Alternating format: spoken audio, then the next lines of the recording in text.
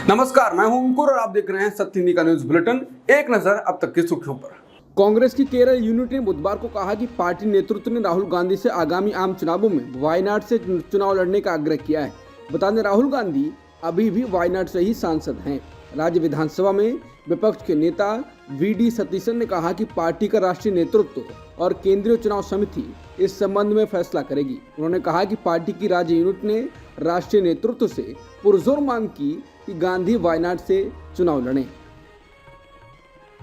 Party सांसद राहुल गांधी के नेतृत्व में कांग्रेस की भारत जोड़ो न्याय यात्रा 7 मार्च को दाहोद जिले के झालोद में गुजरात में प्रवेश करने वाली है और 10 मार्च को महाराष्ट्र में प्रवेश करने से पहले राज्य में अपने प्रवास के दौरान लगभग 467 किलोमीटर की दूरी तय करेगी।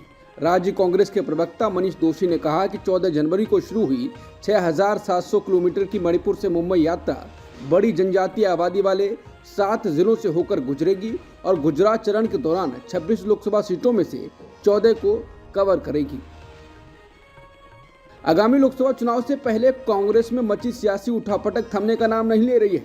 हिमाचल प्रदेश में राज्यसभा चुनाव के बाद आए राजनीतिक भूचाल के बाद अब कांग्रेस को असम में भी बड़ा झटका लगा है। यहाँ कांग्रेस के वरिष्ठ नेता राणा गोस्वामी ने बुधवार को पार्टी से इस्तीफा दे दिया। के.सी. वेणुगोपाल को भेजे अपने इस्तीफे में राणा गोस्वामी ने इस्तीफा देने की वजहों के बारे में कुछ भी नहीं बताया है। उन्होंने बस ये लिखा कि वो असम कांग्रेस के कार्यकारी अध्यक्ष और पार्टी की मेंबरशिप से इस्तीफा दे रहे हैं। बता दें, 2 सप्ताह के समय में असम प्रदेश कांग्रेस कमेटी ने अपने 3 कार्यकारी अध्यक्षों में से 2 को खो दिया है। विधायक राणा गोस्वामी अब भाजपा में शामिल हो सकते हैं। उत्तर प्रदेश की 80 लोकसभा सीटों पर इस बार चुनाव में क्या होगा, ये एक सवाल है जिसका जवाब हर कोई जानना चाह रहा है।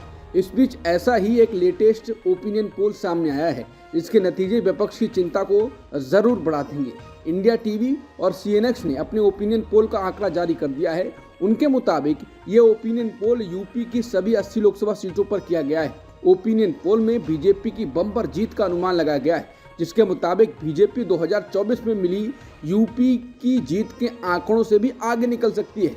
इसमें बीजेपी के एनडीए गठबंधन को 80 में से 78 सीटों पर जीत मिलने का अनुमान जताया गया है। समाजवादी पार्टी को 2 सीटों पर जीत मिलने का अनुमान है। इस ओपिनियन पोल में कांग्रेस और बसपा का खाता खुलता हुआ भी नहीं नजर आ रहा है। झारखंड हाईकोर्ट ने राज्य विधानसभा बजट सत्र में भाग लेने की अनुमति मांगने वाली पूर्व मुख्यमंत्री हेमंत सोरेन की याचिका खारिज कर दी है। जस्टिस सुजीत नारायण प्रसाद की बेंच ने वरिष्ठ वकील कपिल सिब्बल और अतिरिक्त वकील को सुनने के बाद 26 फरवरी को मामले में अपना फैसला सुरक्षित रख लिया था। हिमाचल प्रदेश विधानसभा में काफी खींचतान और हंगामे के बीच बजट पास हो गया है। सदन को अनिश्चितकाल के लिए स्पीकर ने स्थगित कर दिया है। इससे पहले जब स्पीकर ने 15 भाजपा विधायकों को निष्कासित कर दिया तो भाजपा के 10 विधायकों ने भी सदन का बहिष्कार कर दिया। इस तरह हिमाचल की कांग्रेस सरकार बुधवार को फिलहाल बच गई, लेकिन सरकार का संकट अभी खत्म नहीं हुआ है। अब अटकलें लगाई जा रही हैं कि भाजपा राज्य सरकार के खिलाफ देर सवेर अविश्वास प्रस्ताव ला सकती है। हिमाचल प्रदेश के मुख्यमंत्री सुखविंदर सिंह सुक्खू ने कहा है कि उन्होंने सीएम पद से इस्तीफा नहीं दिया है। उन्होंने कहा कि मैं योद्धा हूं और हर लड़ाई युद्ध की तरह लड़ा हूं। उन्होंने कहा कि मैंने इस्तीफा नहीं दिया है। कांग्रेस पार्टी की सरकार 5 साल चलेगी। ये आम आदमी की सरकार है। इसके साथ ही सुखविंदर सिंह सुक्खू ने कहा कि बीजेपी के कुछ विधायक कांग्रेस के संपर्क में हैं। उन्होंने कहा कि कुछ उनके साथ के विधायक भी हमारे संपर्क में हैं। बीजेपी जो ड्रामा कर रही है वो अच्छे कलाकार हैं। मंगलवार को राज्यसभा चुनाव में कांग्रेस के जिन 6 विधायकों ने क्रॉस वोटिंग की, उनमें से एक विधायक रवि ठाकुर हैं। बुधवार को शिमला में पत्रकारों ने जब उनसे पूछा कि वो किस पार्टी के साथ हैं, तो इसके जवाब में उन्होंने कहा कि बीजेपी। मंगलवार को जिन विधायकों ने क्रॉस वोटिंग की थी उन्हें हरियाणा के पंचकुला ले जाया गया था। हिमाचल प्रदेश में सियासी हलचल चरम पर है। हिमाचल प्रदेश में उपजे राजनीतिक संकट को लेकर कांग्रेस नेता प्रियंका गांधी ने बीजेपी पर निशाना साधा है। प्रियंका गांधी वाड्रा ने ट्वीट में बीजेपी के रवैये को अनैतिक और असंवैधानिक बताया है। उन्होंने कहा कि बीजेपी हिमाचल प्रदेश को राजनीतिक आपदा में धकेलना चाहती है।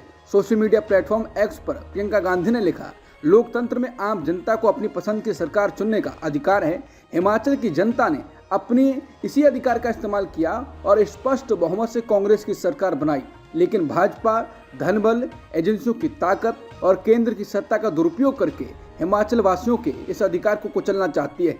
इस मकसद के लिए जिस तरह भाजपा सरकारी सुरक्षा और मशीनरी का इस्तेमाल कर रही है वो देश के इतिहास में अभूतपूर्व है।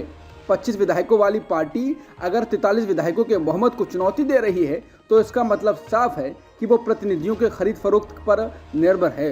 प्रियंका ने लिखा कि इनका ये रवैया अनैतिक और असंवैधानिक है। हिमाचल और देश की जनता सब देख रही है। जो भाजपा प्राकृतिक आपदा के समय प्रदेशवासियों के साथ खड़ी नहीं हुई, अब प्रदेश को राजनीतिक आपदा में धकेलना चाहती है। हिमाचल की सियासी उठापटक के बीच वरिष्ठ कांग्रेस नेता जयराम रमेश ने कहा है कि कुछ कठोर निर्णय लेना पड़ सकता है। उन्होंने कहा कि हिमाचल में सबकी बात सुनकर एक विस्तृत रिपोर्ट बनाई जाएगी और उसे कांग्रेस के राष्ट्रीय अध्यक्ष को भेजी जाएगी। जयराम रमेश ने एक प्रेस कॉन्फ्रेंस में कहा, कांग्रेस अध्यक्ष इस रिपोर्ट के आधार पर जो भी निर्णय लेना होगा वो जरूर लेंगे। हो सकता है कि कुछ कठोर निर्णय लेने होंगे, लेकिन इससे हम पीछे नहीं हटेंगे। संगठन सर्वोपरि है, कांग्रेस पार्टी सर्वोपरि है। हिमाचल का जनादेश कांग्रेस को जनता का जनादेश है, इससे विश्वासघात नहीं होने देंगे। हिमाचल प्रदेश की कांग्रेस सरकार संकट में घिर गई है। हिमाचल प्रदेश के मुख्यमंत्री सुखविंदर सिंह सुक्खू के नेतृत्व को लेकर सवाल उनके विधायक ही उठाने लगे हैं। मंगलवार को राज्यसभा चुनाव में कांग्रेस के 6 विधायकों ने पार्टी लाइन से हटकर बीजेपी उम्मीदवार हर्ष महाजन को वोट किया था और कांग्रेस उम्मीदवार अभिषेक मनु सिंह भी हार गए थे। अब बुधवार को सुक्खू कैबिनेट से विक्रमादित्य सिंह ने इस्तीफा दे दिया है। विक्रमादित्य सिंह हिमाचल प्रदेश के पूर्व मुख्यमंत्री वीरभद्र सिंह के बेटे हैं। विक्रमादित्य सिंह की मां प्रतिभा सिंह हिमाचल प्रदेश कांग्रेस के अध्यक्ष हैं। कहा जाता है कि प्रतिभा सिंह खुद सीएम बनना चाहती थीं, लेकिन 2022 के विधानसभा चुनाव में कांग्रेस आलाकमान ने सुखविंदर सिंह सुक्खू को सीएम बनाया था। विक्रमादित्य सिंह ने इस्तीफा देते हुए कहा कि चुनाव के दौरान ऐसी कोई होर्डिंग नहीं थी जिस पर वीरभद्र सिंह की तस्वीर नहीं थी। मतदान से एक दिन पहले पार्टी की तरफ से अखबारों में विज्ञापन दिया गया और वीरभद्र सिंह की तस्वीर के साथ कहा गया कि उन्हें याद रखना, जिन्होंने हमें समर्थन दिया उनके प्रति मेरी जवाबदेही है। मेरे लिए यह भरोसा ज्यादा बड़ा है ना कि पद। लेकिन पिछले 1 साल में विधायकों की अनदेखी हुई है। विधायकों की आवाज दबाने की कोशिश की गई है।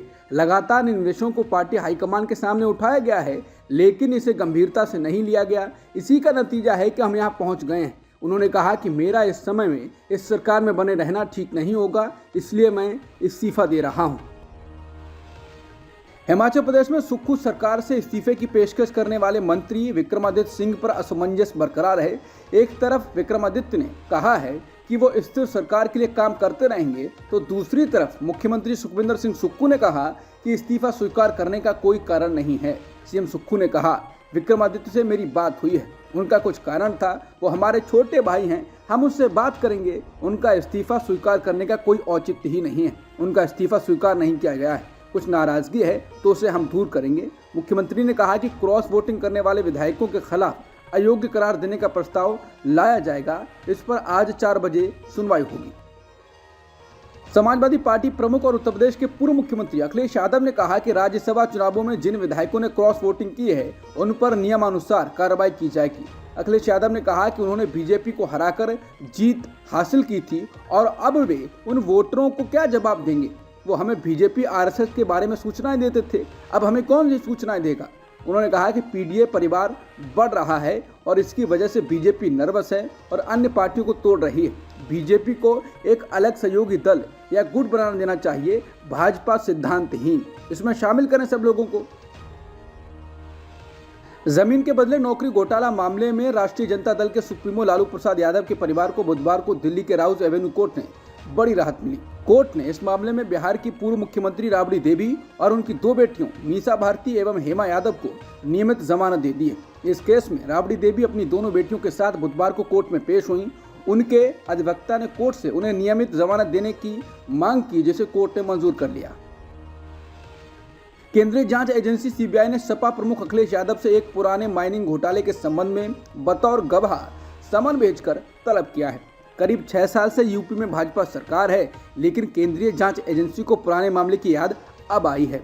यूपी में अवैध खनन मामले में ई टेंडरिंग प्रक्रिया में कथित उल्लंघन का आरोप लगने पर इलाहाबाद हाईकोर्ट ने बहुत पहले जांच के आदेश दिए थे। सीबीआई को अब उस केस की याद आई। उसने अखिलेश यादव को गुरुवार 29 फरवरी को गवाह के तौर पर तलब किया है।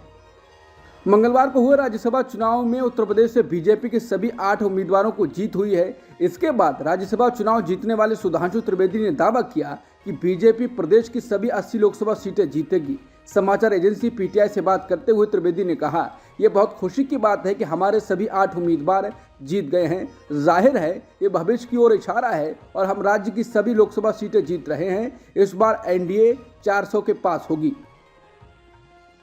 अप्रैल में खाली होने वाली 56 राज्यसभा सीटों में से बीजेपी ने मंगलवार को हुए चुनाव में 30 सीटों पर जीत हासिल की है।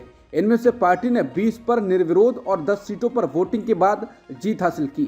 इसके साथ ही राज्यसभा में बीजेपी की संख्या 97 हो गई है और बीजेपी के नेतृत्व वाले एनडीए की संख्या 117 हो जाएगी। इसके साथ ही 240 सदस्यीय सदन में एनडीए बहुमत के आंकड़े 121 से केवल 4 सीट दूर रह जाएगा। फिलहाल बीजेपी राज्यसभा में सबसे बड़ी पार्टी बनी हुई है। उसके पास राज्यसभा में 97 सदस्य हैं। इनमें 6 नामांकित सांसद भी शामिल हैं। लोकसभा चुनाव से पहले बहुजन समाज पार्टी को बड़ा झटका लगा है। बसपा नेता और आजमगढ़ से लोकसभा चुनाव में प्रत्याशी रहे शाह आलम गुड्डू जमाली समाजवादी पार्टी में शामिल हो गए। जमाली के सपा में शामिल होने पर समाजवादी पार्टी के नेता शिवपाल सिंह यादव ने कहा कि हमेशा उनका सम्मान रहेगा। आज भारतीय जनता पार्टी ने देश के सामने संकट पैदा किया है। संविधान को बदलने की नीयत है और इसी के साथ साथ पूरी तरह से लोकतंत्र की जितनी भी मान्यताएं थीं उनको समाप्त करने की कोशिश की है। तो देश को बचाने का काम पीडीए के लोग करेंगे ही। पीडीए के साथ साथ देश में सबसे दुखी किसान, नौजवान और मुसलमान हैं। उसकी लड़ाई हम सब लोग मिलकर लड़ेंगे। आज हम गुड्डू जमाली और उनके साथ आए सभी का स्वागत करते हैं। केंद्र सरकार सीएए को लागू करने के लिए कमर कस चुकी है। केंद्रीय गृह मंत्रालय लोकसभा चुनाव की आदर्श आचार संहिता लागू होने से पहले मार्च में ही इसकी अधिसूचना जारी कर सकता है। सीएए का नोटिफिकेशन या अधिसूचना जारी होने के बाद पाकिस्तान, बांग्लादेश, अफगानिस्तान से धार्मिक आधार पर प्रताड़ित होकर भारत आने वाले गैर मुस्लिम शरणार्थियों को नागरिकता देने का रास्ता साफ हो जाएगा। कांग्रेस ने मंगलवार को मोदी सरकार पर चुनाव से पहले झूठी कहानियां गढ़ने की हताशा में डेटा की विश्वसनीयता को नष्ट करने का आरोप लगाया। कांग्रेस ने कहा कि मोदी सरकार के अनुसार अगर देश में सिर्फ 7 करोड़ लोग ही गरीब हैं तो देश के 81 करोड़ लोगों को मुफ्त राशन क्यों देना पड़ रहा है। देश के 35 करोड़ लोगों के पास आवाजाही का कोई साधन और 45 करोड़ लोगों के पास टीवी क्यों नहीं है। रोजमर्रा की चीजों में भी गिरावट आई है जो साबित करता है कि लोग खर्च नहीं कर पा रहे हैं। कांग्रेस प्रवक्ता सुप्रिया श्रीनेत ने कहा, मोदी सरकार ने आत्मविश्वास से झूठ बोला लेकिन जमीनी हकीकत ने बड़े बड़े दावों में छेद कर दिया। मणिपुर में ताजा तनाव बढ़ने पर सेना को बुलाया गया है। मेती संगठन अरामबाई तेंग गोल के कार्यकर्ताओं द्वारा पुलिस के एक वरिष्ठ अधिकारी का उनके आवास से कथित तौर पर अपहरण करने के उपरांत असम राइफल्स की 4 टुकड़ियों को इम्फाल पूर्व में तैनात किया गया। अधिकारियों ने ये जानकारी दी। बीसीसीआई ने उन खिलाड़ियों की सूची जारी कर दी है जिन्हें टीम इंडिया का सालाना अनुबंध दिया गया है। इसमें ईशान किशन और श्रेयस अय्यर का नाम नहीं है। बीसीसीआई की ओर से जारी बयान में यह बताया गया है कि श्रेयस अय्यर और ईशान किशन को सालाना कॉन्ट्रैक्ट से बाहर रखा गया है। अब तक की सुर्खियों में इतना ही। बाकी खबरों के लिए बने रहिए सत्यहिंदी.com के साथ।